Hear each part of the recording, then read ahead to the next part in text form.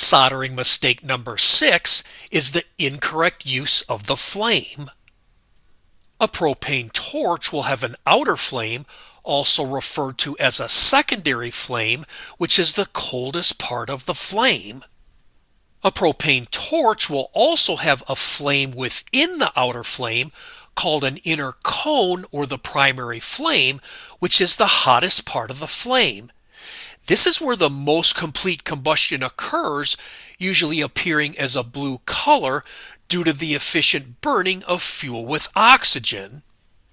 If the outer flame is used when soldering, it will use more propane because it will take much longer to heat up the work, which means it will take much longer to complete the work.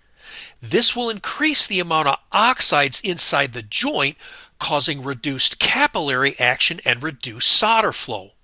This will also increase the risk of the solder not fully melting and properly bonding the surfaces together, causing a cold solder. This will result in a weak connection that's prone to leaks.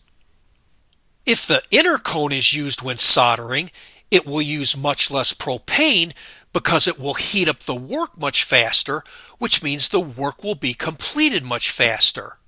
This will also reduce the amount of oxides inside the joint, causing increased capillary action and increased solder flow. This will result in a strong connection that's not prone to leaks. As shown in this picture, never use the outer flame on the copper or brass surfaces. As shown in this picture, always use the inner cone tip on the copper or brass surfaces for optimum soldering results. I hope you found this helpful, and if you like this video, please hit the like button below, share it with your friends, and please be sure to subscribe. God bless you and have a great day. Bye for now.